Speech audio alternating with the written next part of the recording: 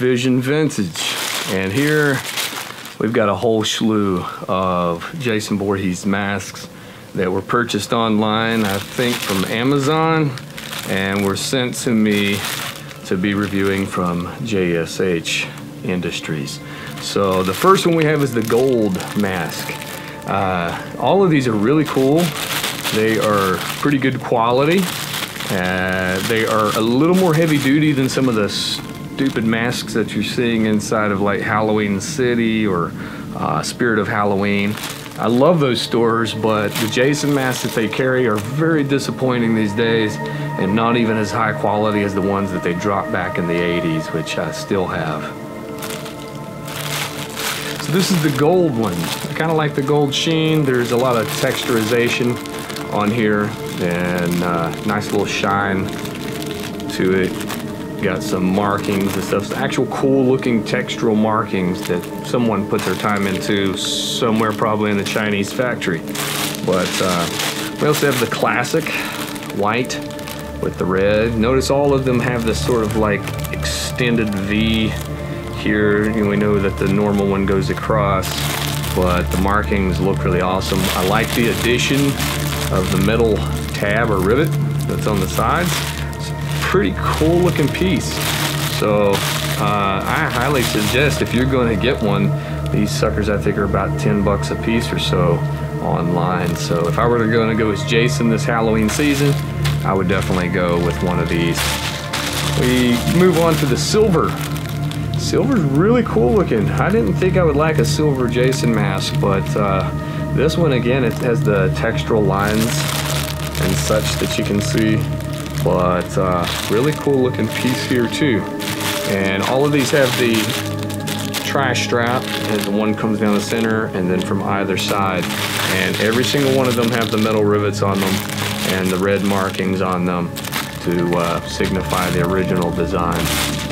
This one I feel has a little more of that yellowish nature, that kind of aged feel to it, whereas the plain white looks pretty awesome. This one has a little more of that part 4-ish to maybe even all the way up to where Jason Takes Manhattan, where they had that really yellow look to the masks, but cool looking piece too. And then finally, what I think to be my favorite is this very downplayed, dirty mask looking version here. I don't know why this one's sort of my favorite, but I buried a Jason mask back in the 80s, and it was my very first Jason mask, and I buried it beside of my house because I wanted it to have that look, that aged textural feel, and I wanted it not from some painting that I did, but to really have that from being aged underground. So I buried my mask, and like a year later I was going to dig it up and see what it looked like. Never could find it. So in my hometown of Omar, West Virginia, beside of a house there is a hockey mask buried that if someone digs up someday, they're going to think, what in the heck was going on here? So it's still there. To my knowledge, it's still there. So I had to buy a replacement back then. My dad helped me drill all the holes. Let's take a look at that one real quick. So this is my second Jason mask from the 80s. It's signed up here by Ari Lehman, or however you pronounce his name, but it's the first Jason. He's known as First Jason. He has a band and stuff. You can check him out on YouTube. I literally took a machete and chopped this into the mask.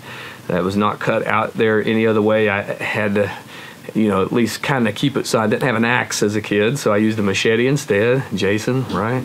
And so this was pretty heavy duty stuff. Just had the one strap back in the day. And then NECA comes out with this bad boy. And so you can see the NECA version compared to the Chinese knockoff that you can get on Amazon. But I mean, really, they did pretty well with these, I have to say. You can see the NECA version.